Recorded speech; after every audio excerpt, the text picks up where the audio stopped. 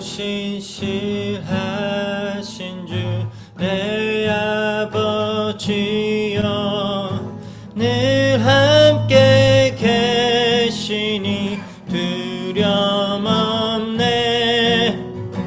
그 사랑 편찮고 날 지키시며 언제나 오늘이 한결같네. 오 신실하신 주, 오 신실하신 주 날마다 자비를 베푸시며 일용할 모든 것 내려주시니 오 신실하신 주의 구주. 봄철과 또 여름 가을과 겨울 해와 달 별들도 다 주의 것. 만물이 주 영광 드러내도다. 신실한 주 사랑 나타내네. 오 신실하신 주, 오 신실하신 주 날마다 자비를 베푸시며 일용할 모든 것 내려주시니 오 신실하신 주 나의 구주. 내 죄를 사하고 안위하시고 주 친히 오셔서 인도하네. 오늘의 힘 되고 내일의 소망 주만이만 복을 내리시네. 오 신실하신 주, 오 신실하신 주 날마다 자비를 베푸시며 일용할 모든 것 내려주시니 오 신실하신 주 나의 구주.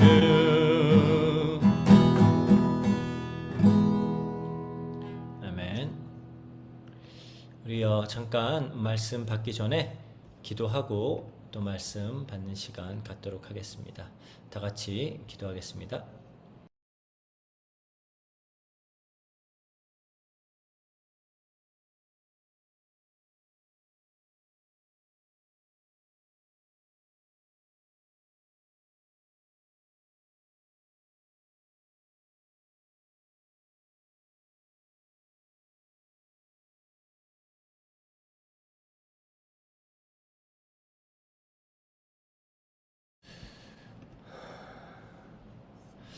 감사드리며 모든 것 우리 주 예수 그리스도 이름으로 기도합니다. 아멘. 오늘은 우리가 레위기 24장을 함께 살펴보도록 하겠습니다. 레위기를 크게 두 부분으로 나누면 보통 이제 1장에서 16장 그리고 17장에서 26장 그렇게 이제 분류를 합니다. 그래서 1장에서 16장을 흔히 우리가 제사법전 혹은 성소법전이다 라고 불러요. 왜냐면은 이제 이 부분에서는 이제 제사 규례와 뭐 제사장을 위임했던 그 사건 그리고 또 뭐 정결과 부정에 대한 이제 법들을 다루고 있기 때문이죠. 그래서 이 부분은, 그러니까 그 제사법전 부분은 죄인이 어떻게 하나님께 나아갈 수 있는가를 다루고 있어요. 그래서 제사와 어떤 정결 제도를 통해 거룩하신 하나님과 죄인 사이의 관계가 회복될 수 있다. 그거를 설명하는 부분이고요.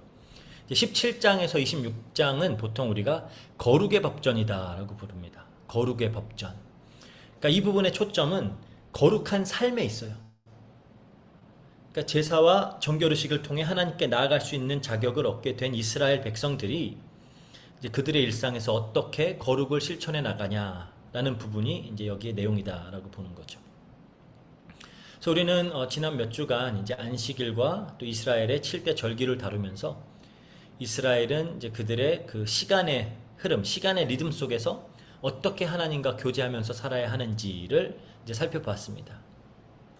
그러니까 7절에서는 그러니까 7절기에는 이제 그 하나님의 그 구원의 대서사가 다 담겨 있다 그랬죠. 그래서 이스라엘은 이 절기들을 지키면서 하나님과의 언약 관계 속에서 늘 하나님께서 이루신 그 구원을 기억하고 또 기념하는 거예요. 그리고 또 앞으로 하나님께서 완성해내실 구원을 소망으로 바라보면서 사는 겁니다.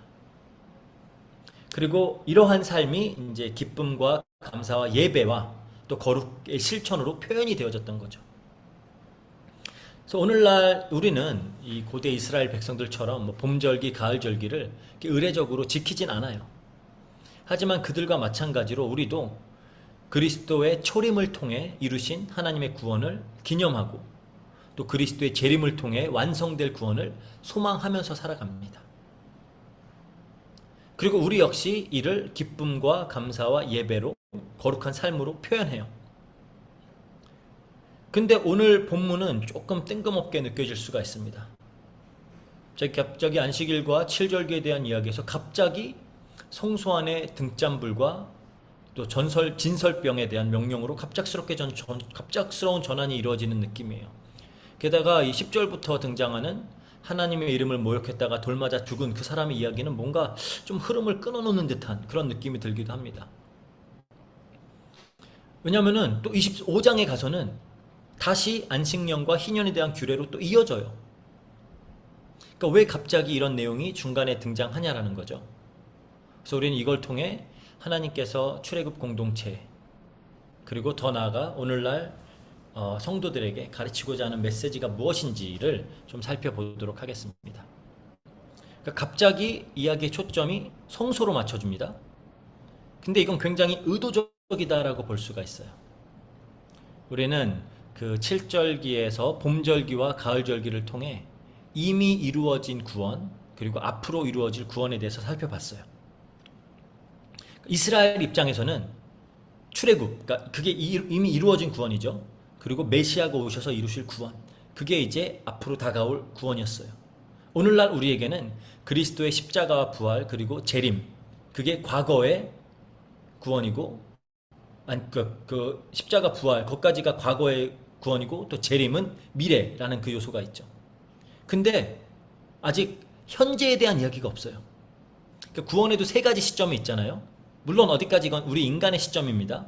하나님께는 하루가 1000년 같고 1000년이 하루 같아서 영혼의 시점으로 바라보시기 때문에 뭐 우리랑 다르지만 우리의 관점에서 봤을 때는 구원은 세 가지 시점이 있어요. 하나는 과거의 구원입니다. 그러니까 우리가 구원의 서정으로 봤을 때 소명, 우리를 부르신 것, 그리고 회심, 칭의 이런 것들은 이미 이루어진 구원이죠. 우리에게는. 근데 또 미래의 구원도 있어요. 이걸 우리가 영화라고 부릅니다. 즉 예수님께서 다시 오실 때 새 하늘과 새 땅에서 영원히 하나님과 함께하게 될 그 삶을 말하는 거예요. 그렇다면 이제 현재 진행형의 구원이 무엇이냐? 사실 과거는 이미 이루어진 것이고 미래는 신실하신 하나님께서 반드시 이루실 일이기 때문에 사실 우리에게 중요한 건 오늘의 구원입니다. 지금의 구원이에요. 그런데 모형론적으로 봤을 때 성막 중에서도 성소는 이 현재의 구원, 이걸 담당하고 있는 구원, 그러니까 현재의 부분에 해당하는 부분이에요. 제가 이걸 풀어서 설명을 드릴게요. 제가 먼저 좀 그 성막은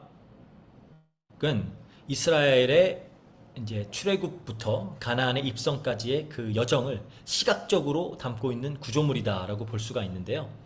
우리가 이제 성막을 투어한다고 한번 상상을 해볼게요. 제가 한번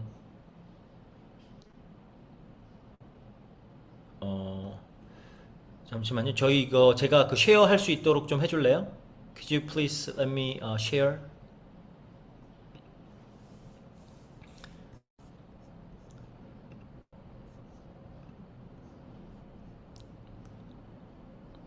그래서 먼저 우리가 그럼 이제 외부에서부터 성막을 바라보면서 이제 그 성막으로 들어간다라고 생각을 해볼게요. 그러면 잠시만요. 여기 나오네요. 먼저 이제 이렇게 성막이 있습니다. 외부에서 들어가면은 먼저 이제 흰 배실로 둘러쳐진 직사각형 모양의 울타리가 보여요. 높이가 2.3m 정도 되기 때문에 안이 들여다 보이지 않습니다. 들어가는 문은 이 동쪽에 딱 하나가 나 있어요. 그리고 이제 뭐 자주색, 파란색, 빨간색으로 이렇게 수놓아져 있는, 그러니까 문이 휘장입니다. 문을 딱 지나가면은 가장 먼저 보이는 게 커다란 노수로 만들어진 제단이에요. 거기가 바로 희생제물이 드려지는 번제단입니다. 여기서 우리가 양이나 염소 혹은 소와 같은 제물에 피가 뿌려지고 고기를 태우는 거예요. 그리고 번제단을 지나서 조금 더 안으로 들어가면 노수로 만든 큰 물두멍이 있어요. 제사장들이 거기에서 이제 손과 발을 씻습니다. 그러니까 여기까지가 울타리는 둘려 있지만 천장은 없는 실외 공간이에요. 그 물두멍을 이제 지나면은 성막의 본체가 나타납니다. 이건 이제 다 천막이죠. 지붕까지 덮여 있는. 길이가 한 13.5m, 너비가 한 4.5m 되는 천막이라고 이제 생각하시면 되는데, 내부는 두 장소로 나눠져요. 문을 열고 이제 딱 들어가면 바로 진입하게 되는 곳을 우리가 성소다라고 부릅니다. 제사장들만 들어갈 수 있는 것이에요. 거기는 이제 모든 빛이 차단되기 때문에 이제 내부의 왼쪽에 여기죠. 내부의 왼쪽에 금 등잔대가 놓여 있어요. 그리고 항상 불이 피워져 있습니다. 그리고 그 반대쪽에는, 그러니까 입구에서 봤을 때 오른쪽이죠. 진설병이 놓여 있는 상이 위치해 있고요. 그 위에는 항상 12개의 떡이 놓여 있어요. 그리고 입구에서 우리가 깊이 정면 쪽으로 보면 분향단이 위치해 있습니다. 거기에는 이제 아침과 저녁마다 향이 피어오르죠. 그리고 이 성소의 끝, 분향단 바로 뒤로는 아주 두꺼운 휘장, 커튼이 이제 딱 두 공간을 분리하고 있는데, 휘장을 지나 더 안으로 들어가면 대제사장이 1년에 한 번만 들어갈 수 있는 대속제일에 들어가는 지성소가 나오는 거예요. 그 안에는 언약궤가 있고, 언약궤 뚜껑을 우리가 이제 속죄소라 부르죠. 그 그룹 두 천사가 서로 날개를 맞대면서 마주보고 있습니다. 그리고 그 언약궤 안에는 십계명 돌판, 아론의 쌍난 지팡이, 그리고 만나 항아리가 들어 있습니다. 이렇게 이제 그러니까 공간으로 나누자면 크게 세 공간으로 나눠지는 거예요. 그렇죠? 바깥들, 성소, 지성소. 그렇다면 이 성막의 구조가 어떻게 출애굽 여정을 보여주고 있는지 우리가 이제 살펴볼게요. 그 다음 그 이미지 보여주세요. 먼저 성막 뜰 안으로 들어가면은 가자마자 가장 보이는 게 번제단이라 그랬죠. 번제단은 출애굽 여정의 시작을 알리는 유월절 그 문지방과 문설주에 발랐던 그 피, 어린 양의 피를 보여주고 있습니다. 그러니까 죄 없는 어린 양의 대속으로 우리가 죄 사함을 받고 거기서 구원의 여정이 시작을 하는 거죠. 그래서 성소에서도 제단에서 출애굽은 유월절 어린 양 피 흘림으로 시작하는 거예요. 그리고 나서 물두멍이 나오는데 이 물두멍은 홍해를 건너는 사건을 보여주고 있습니다. 이스라엘 백성이 홍해를 지나서 이제 지난 어떤 죄의 종살이를 청산하고 하나님의 백성으로 새 삶을 시작하는 거잖아요. 그렇게 제사장은 물두멍에서 과거의 부정함을 씻어내고 정결함으로 새로운 출발을 하는 거예요.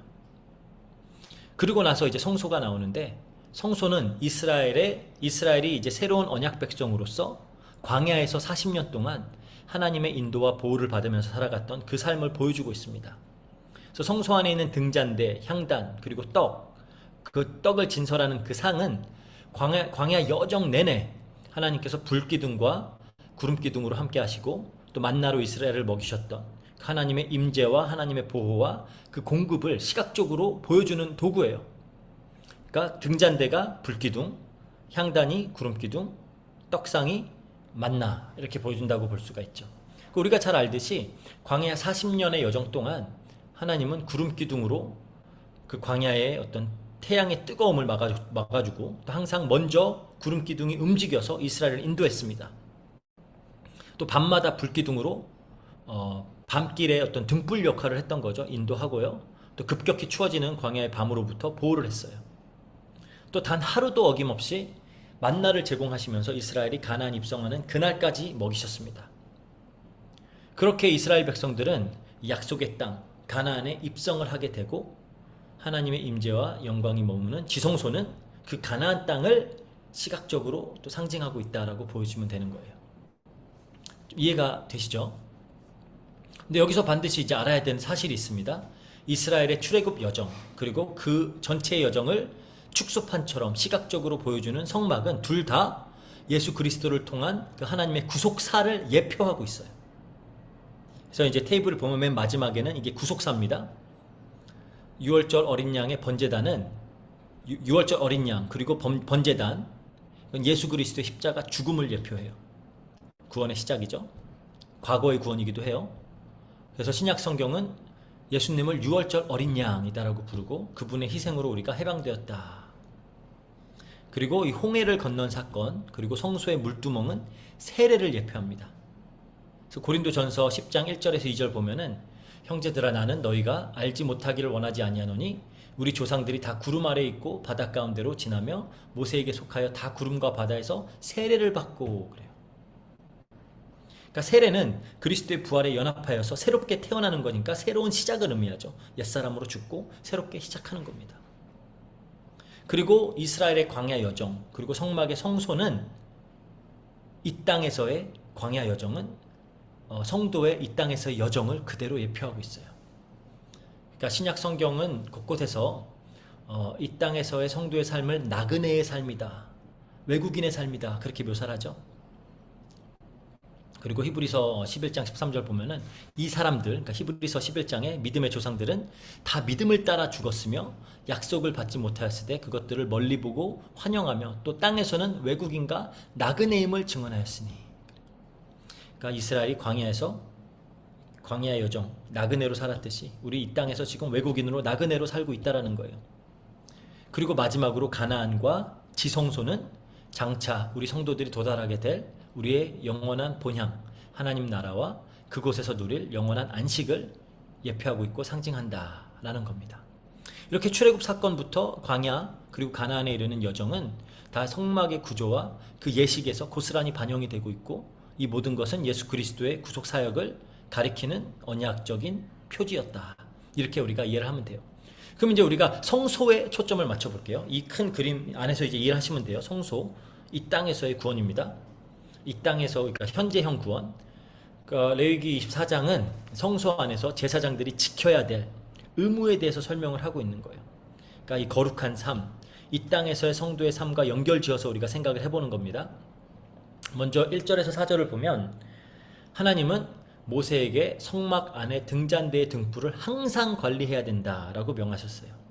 메노라라고 부르는 이제 등잔대인데요. 순금으로 만들어져 있고 7가지로 7등잔으로 이루어져 있습니다. 성소 안에선 이게 유일한 빛이에요.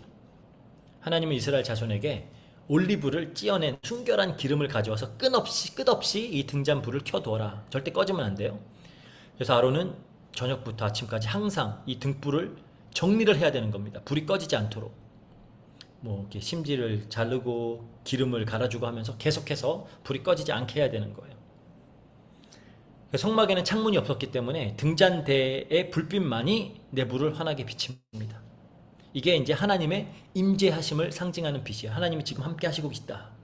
실제로 광야에서 해가 지고 온 진영이 깜깜하게 되면은 그쵸, 성막 안에 이 등잔대 불빛이 비추어지고 있죠. 아, 하나님의 임재가 여전히 이스라엘 중에 있음을 보여주는 겁니다. 그리고 밖을 보면은 불기둥이 위에 이제 툭 떠 있죠. 이것처럼 하나님은 자신의 집인 성막에 어둠이 깃들지 않게 하는 거예요. 그래서 등불을 계속 켜놔라. 타오르게 해라라고 명령을 하셨습니다.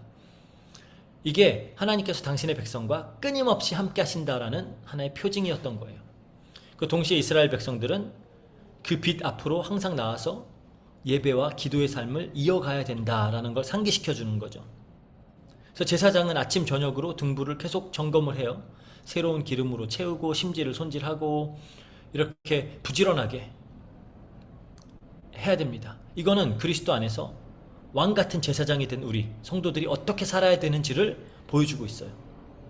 신약 성경에서도 우리가 뭐라 그러죠? 쉬지 말고 기도해라. 영적으로 항상 깨어 있어라. 에베소서 6장 18절에 그러죠. 그러니까 성도는 하나님 앞에서 늘 빛 앞에서는 그 삶을 살아야 된다라는 겁니다. 예수님도 열처녀 비유에서 지혜로운 신부들은 등잔에 기름을 늘 준비해서 등불이 꺼지지 않게 하는 자들이에요. 그래서 이제 지속적으로 갈아주는 순결한 감람유, 올리브 기름이죠. 올리브유를 이거는 불이 좀 연기가 막 지저분해지고 이렇게 그렇지 않게 맑게 타게 하기 위해서 계속 새로운 올리브유를 부어줬어야 되는데 성경에서 이 기름은 종종 성령님의 임재와 성령님의 역사를 또 상징하기도 하죠. 그러니까 성도는 늘 새로운 성령님의 인도 그리고 새로운 어떤 성령과 새로운 교제를 통해서 이 땅에서의 구원, 성화를 이루어 나가야 된다라는 겁니다. 이게 굉장히 중요한 거예요. 그리고 이 세상의 빛으로 부름 받았잖아요, 우리는. 그러니까 우리가 세상에서 이 세상의 빛으로 살아내기 위해서는 지속적인 이 성령의 기름 부으심이 있어야 계속해서 우리가 빛을 발하는 증인의 삶을 살아갈 수가 있습니다. 그래서 이 모든 것들이 우리가 잘 알지만 언약신학적으로 볼 때는 이 모든 게 예수 그리스도 안에 등잔대의 영적인 의미는 다 예수 그리스도 안에서 온전히 성취가 되었어요. 예수님이 요한복음 8장 22절에 이렇게 선포를 하셨죠. 이르시되 나는 세상의 빛이니 나를 따르는 자는 어둠에 다니지 아니하고 세상의 빛을 얻으리라 그랬어요. 그러니까 하나님이 이 혼돈과 공허와 어둠 속에 빛이 있으라 라고 명하셨을 때 그 창조의 빛이 일어났잖아요. 그러니까 그것처럼 그게 또 참빛 예수님이죠. 참빛 대신 예수님이 우리 안에 새 창조를 일으키시는 겁니다. 영적인 혼돈과 공허와 어둠 속에서 방황하던 우리 인류들에게 길을 비추는 빛이 되시는 거예요. 그리고 더 놀라운 사실은 예수님은 단 한순간도 이 세상의 빛 되심을 멈추지 않았어요. 세상 끝나는 그날까지 그리고 영원한 하나님 나라에서도 예수님은 계속 그 빛이 되세요. 그래서 참 빛 되신 예수님이 승천하시고 교회에 성령을 부어주시고 성도들은 이제 그 힘을 받아서 세상의 빛으로 살아가야 되는 겁니다. 그래서 예수님이 제자들에게 마태복음 5장 14절에서 16절까지 보면 그러죠. 너희는 세상의 빛이라. 그러면서 이같이 너희 빛이 사람 앞에 비치게 하여 그들로 너희 착한 행실을 보고 하늘에 계신 너희 아버지께 영광을 돌리라 그래요. 그러니까 이제 교회는 그래서 또 계시록에 보면은 7 금 등대로 또 교회가 표현이 되죠. 계속 빛을 비춰야 된다라는 거예요. 성령의 기름 부으심을 힘입어서 이 땅에 하나님의 임재와 빛을 드러나게 해야 되는 겁니다. 그럼 어떻게 해? 라고 질문할 수가 있죠. 우리가 당장 실천할 수 있는 부분은 그래서 이 기도와 예배의 불씨가 우리 삶에 계속 타오르게 하는 거예요. 그래서 이렇게 온라인으로나마도 우리가 예배를 드리는 겁니다. 그리고 이 레위기의 규례처럼 날마다 하나님 앞에서 이 등불을 정리하고 그쵸? 그러니까 늘 말씀과 기도로 우리의 심령을 새롭게 깨우는 거예요. 그래서 새로운 성령의 기름을 공급받는 일을 우리가 멈추지 말아야 하는 겁니다. 이 땅에서 우리가 이뤄갈 구원이에요, 이게.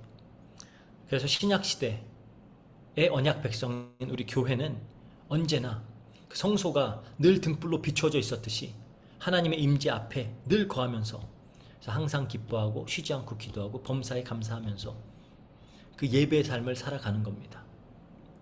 그게 우리가 이 땅에서 이뤄나가는 구원이에요. 성화라고도 하죠. 이어서 5절에서 이제 9절까지 보면은 이제 성소 안에서 이 등잔대를 마주보고 있는 이제 진설병을 놓는 상으로 이제 초점이 옮겨집니다.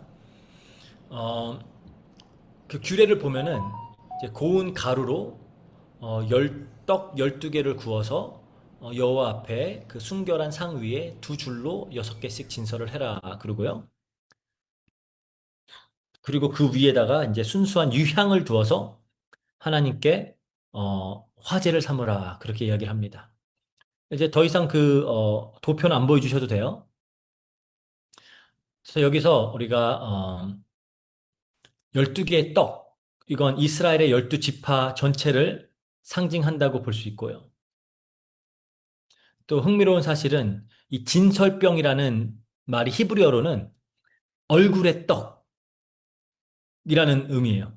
그러니까 어, 주님의 얼굴 앞에 빵 이렇게 우리가 이제 해석을 할 수 있는 건데, 즉 하나님의 임재 앞에 드려진 떡이다 그런 의미를 가진 겁니다. 그러니까 이 떡은 그냥 단순히 진열만 해놓는 것이 아니라 안식일 때마다 또 새 떡으로 교체를 해야 돼요. 그리고 이전 떡은 제사장들이 함께 먹습니다.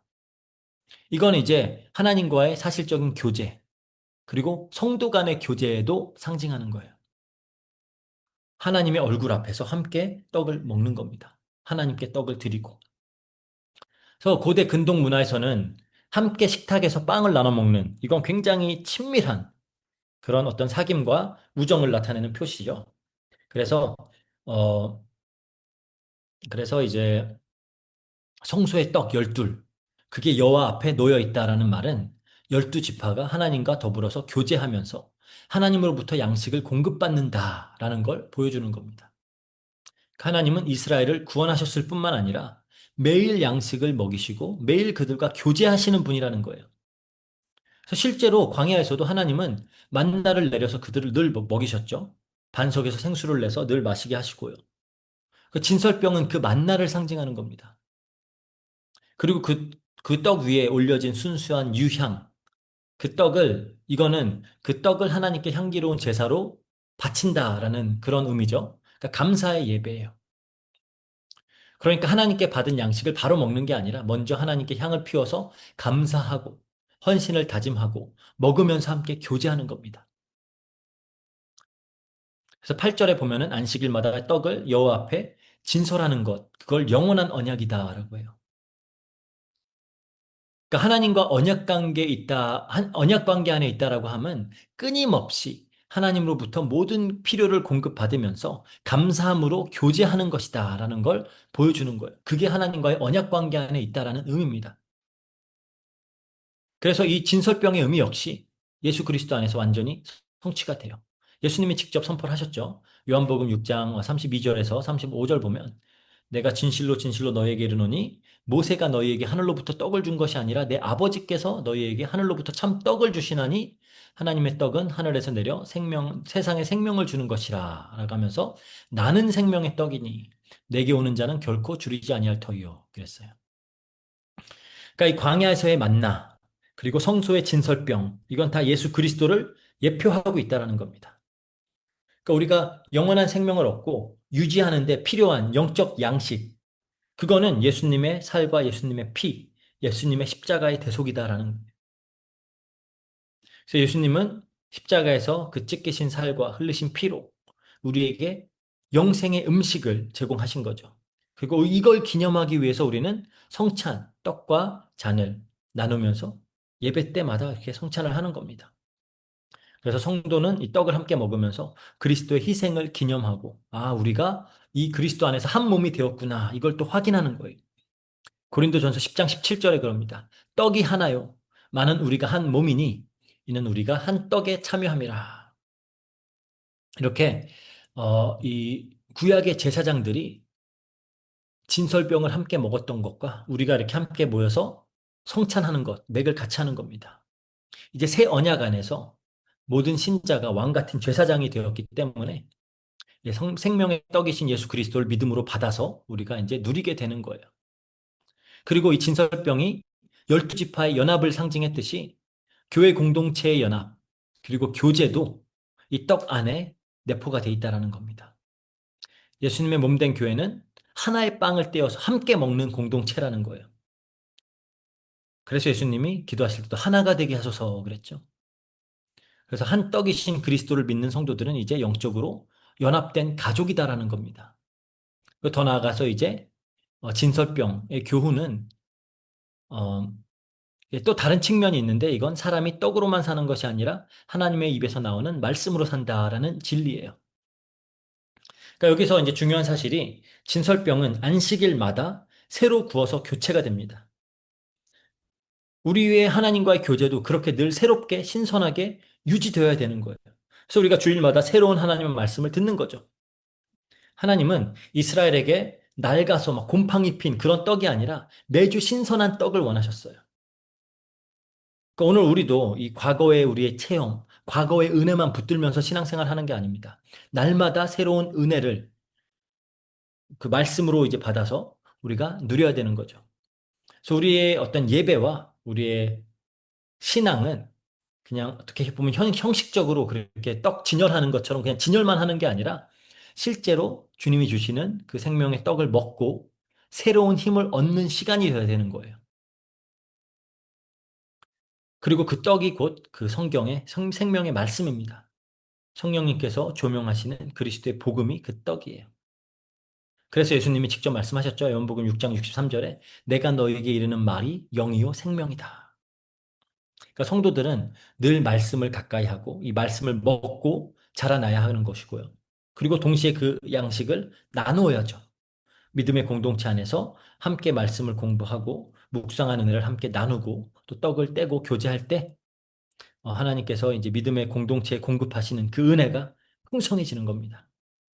이게 진설병이 가르치는 어떤 말씀을 통해 하나님과 교제하는 삶, 그리고 성도가 교제하는 그런 공동체적인 삶이다라고 우리가 이해할 수 있는 거예요. 그리고 마지막으로 이제 성도의 이 땅에서의 거룩을 향한 여정에서 우리가 늘 기억해야 되는 또 사실이 하나가 있는데요. 사실 오늘 본문 10절에서 23절은 조금 굉장히 뜬금없어 보이는 사건이 이제 소개가 됩니다. 한 이스라엘의 여인의 아들이 어떤 이스라엘 남자와 싸우다가 여호와 이름을 모독하고 저주했어요. 그 청년의 어머니는 단지파 사람이었다 그러고요. 아버지는 애굽 사람인 혼혈이었다 그래요. 그러니까 이게 싸우다가 하나님 이름을 함부로 입에 올려서 저주를 했던 겁니다. 그러니까 사람들이 붙잡아서 모세 앞으로 끌고 왔어요. 그리고 결국은 하나님의 진영 밖으로 끌어내서 그 말을 들었던 모든 사람들이 그 사람에게 안수를 하고 이제 죄를 증언한 후에 온 회중이 돌로 쳐서 해서 죽였습니다. 그러면서 이제 하나님이 모세를 통해 경고하시는데 누구든지 그의 하나님을 저주하면 죄를 담당할 것이요 하나님의 이름을 모독하면 그는 반드시 죽일지니 온 회중이 돌로 그를 칠 것이라. 거류민이든지 본토인이든지 여호와 이름을 모독하면 그를 죽일지라. 그래요. 굉장히 엄중한 경고죠. 이 하나님을 모독하는 죄는 단순히 어떤 개인적인 잘못이 아니라 이 백성 전체를 더럽히는 누룩 같은 거예요. 그래서 공동체가 함께 단죄를 해서 악을 제하도록 하시는 겁니다. 이 등잔대와 진설병을 통해서 거룩한 하나님의 임재와 교제 앞에 선 거룩한 백성들을 먼저 보여준 다음에 이 신성 모독 사건이 기록된 거는 굉장히 어떤 극명한 대비를 의도하는 거다라고 볼 수가 있어요. 하나님은 빛과 떡으로 교제하기 원하시는 분이지만 동시에 그 빛 앞에 드러난 죄악은 용납하지 않으신다라는 거예요. 하나님은 사랑이시지만 또한 거룩한 분이시기 때문에 자기 백성이 그 이름을 영화롭게 하기를 원하셔요. 모독하는 행위를 좌시하지 않는다라는 겁니다. 근데 문제가 있어요. 이 죄악된 인간은 자기 입으로 직접 하나님을 모독하지 않아도 결국 그들의 죄 때문에 하나님의 이름을 더럽힐 수밖에 없는 존재들이라는 거예요. 그게 우리가 에스겔서 36장을 보면 나타납니다. 굉장히 흥미로운 내용이 발견이 할 수 있는데 이스라엘의 죄와 부정으로 인해서 하나님이 그들의 행위로 땅이 더럽혀졌다 그래요. 땅이 더럽혀졌다. 그 우상 숭배와 폭력과 각종 불의들 때문에 하나님 이들이 막 이제 하나님께 범죄했고 결과적으로 땅이 그들을 토해냈다 그래요. 그래서 이들이 이제 포로로 흩어지게 된 거죠. 근데 이것을 본 이방인들이 이제 이스라엘을 조롱하는 겁니다. 뭐라고 조롱을 하냐? 이들은 여호와의 백성이라고 하면서 자기 땅에서 쫓겨났네? 그러는 거예요. 그러니까 무슨 말이냐? 하나님은 자기 백성도 보호 못하는 무능한 신이네, 약한 신이네, 이렇게 조롱을 하는 거예요. 이스라엘이 자신들의 범죄 때문에 징계받아서 포로로 끌려간 현실 자체가 이 세상 앞에서는 하나님의 이름을 욕되게 하는 일이라는 거예요. 그리고 뭐 안타깝지만 이런 일들은 오늘날에도 계속 지속되고 있다라고 우리가 부정할 수가 없죠. 그리스도인들의 어떤 부정한 행위 때문에 하나님이 얼마나 욕을 먹습니까? 우리라고 뭐 다른가요? 정도의 차이는 있겠지만 우리 역시 하나님의 이름을 더럽히면서 사는 자들이에요. 그리고 이건 돌을 맞아 마땅히 어, 죽어야 되는 그런 심각한 범죄입니다. 근데 이때 하나님이 굉장히 이제 이런 말씀을 하세요. 계시록 36장 23절에 여러 나라 가운데서 더럽혀진 이름 곧 너희가 그들 가운데서 더럽힌 나의 큰 이름을 내가 거룩하게 할지라. 내가 그들의 눈앞에서 너희로 말미암아 나의 거룩함을 나타내리니 내가 여호와인 줄을 여러 나라 사람이 알리라. 주 여호와의 말씀이니라 그래요. 하나님이 직접 자신의 이름을 거룩하게 하겠다 그래요. 근데 그 방법이 뭐냐? 이스라엘을 구원해서 땅을 회복시키고 그들을 정결하게 한 후에 새 영을 그들의 마음속에 두어서 새 마음을 주고 하나님의 영을 그들에게 두어서 하나님 규례를 지키게 하겠다. 새 언약이에요. 그 방법이. 하나님은 분명 하나님의 이름을 저주한 자들에게 죄를 담당하게 하겠다라고 하셨는데 놀라운 반전이 일어나는 겁니다. 그 죄를 우리가 아니라 자신의 독생자 예수 그리스도가 모두 담당하게 하시는 거예요. 그래서 굉장히 흥미로운 사실인데 유대 지도자들이 예수님을 처형할 때 그 제목이 뭐였어요? 신성모독이었습니다. 예수님이 다 뒤집어 쓴 거예요. 그렇게 우리의 더러운 죄를 씻고 우리의 굳은 마음을 제거하고 새 영을 우리에게 주어서 자기 이름을 스스로 거룩하게 하셨어요. 그리고 이렇게 하심으로 자신의 이름이 얼마나 거룩하고 존귀한지를 모든 언약 백성에게 알리시는 겁니다. 그래서 이 땅에서 거룩을 향한 여정을 살아가는 우리는 하나님의 이름을 존귀하게 여기면서 사는 거예요. 그래서 예수님도 기도를 가르치실 때 가장 먼저 뭐라고 가르치시죠? 하늘에 계신 우리 아버지여 이름이 거룩히 여김을 받으시오며 하나님의 이름이 우리의 삶과 세상 가운데 존중과 영광을 받도록 간구하는 겁니다. 그리고 기도로만 간구하는 것이 아니라 우리의 말과 우리의 행동과 이 모든 것으로 우리는 해야 되는 거예요. 그래서 우리 모든 말, 행동을 예수님의 이름으로 해라 그러죠. 골로새서 3장 17절에 또 무엇을 하든지 말에나 일에나 다 주 예수 이름으로 하고 그를 힘입어 하나님 아버지께 감사하라. 또 바울 사도는 디모데에게 주의 이름을 부르는 자마다 불의에서 떠날지어다 그래요.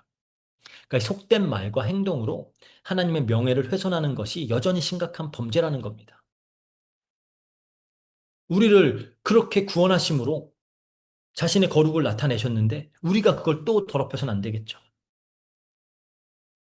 그래서 성도의 언행은 항상 하나님의 거룩하심을 드러내는 도구가 되어야지 결코 모독하는 일이 있어서는 안 된다라는 거예요. 그래서 이 본문을 통해서 하나님은 성도의 이 땅에서의 성화의 삶이 하나님의 이름을 존귀하게 하는 삶이 되어야 된다라는 걸 가르치고 있는 겁니다. 하나님과 늘 함께하면서 하나님의 임재죠. 하나님의 인도를 받아가면서 하나님의 공급을 늘 받으면서 하나님과 늘 교제하면서 하나님의 이름을 존귀하게 하는 삶. 그게 이 땅에서의 성도의 현재 진행형 구원이다라는 거예요. 이거를 지금 성소가 그리고 성소에서의 그런 규례들이 보여주고 있는 겁니다. 그래서 이 땅에서 성도로 살아간다라는 건 마치 광야 여정과도 같아요. 결코 쉽지 않습니다. 수많은 어떤 유혹과 또 위험들이 도사리고 있죠. 오죽하면 성경이 이 신앙생활을 전투다, 전쟁이다라고 묘사를 할까요? 그러니까 막 그렇게 여유롭게 저녁에 이렇게 산책하는 그런 게 아니다라는 거예요. 저희도 가끔 이렇게 저녁 되면은 저녁 먹고 가족들하고 같이 이렇게 여유롭게 동네를 이렇게 산책을 하는데 그런 게 아니라 신앙생활은 전투다, 전쟁이다. 하지만 광야에서 불기둥과 구름기둥으로 이스라엘을 인도하셨던 그 하나님, 만나로 우리의 필요를 채우시고 자기 백성과 교제하셨던 그 하나님은 지금도 변치 않고 신실하게 자기 백성과 함께 하신다라는 거예요. 그런 의미에서 우리 성도의 삶은 무엇보다 복된 삶입니다. 하나님의 임재를 체험하는 삶이고요. 하나님과 사실적으로 교제하는 삶이고요. 그리고 하나님의 이름을 존귀하게 여기며 영광을 돌리는 예배의 삶이라는 거예요. 우리는 이 삶으로 부름을 받은 자들이다라는 겁니다. 과거 구원, 다 그 유월절 어린 양, 홍해 건너는 사건을 통해서 제단과 물두멍을 통해서 예수 그리스도의 십자가 죽으심과 부활과 우리의 세례를 통해서 어, 이제 우리가 새롭게 태어남으로 인해서 다 이루어진 일들이에요. 우리의 미래는 이미 확실히 보장이 되어져 있습니다. 하나님은 신실하시기 때문에. 그렇다면 지금 우리가 살아가야 하는 삶은 이겁니다. 하나님과 함께하는 삶, 하나님께 인도받는 삶, 하나님으로부터 공급받는 삶, 하나님과 교제하는 삶, 그리고 하나님의 이름을 존귀하게 여기는 삶. 우리는 이 구원의 여정에 부름을 받은 함께 하라고 부름받은 교회예요. 공동체.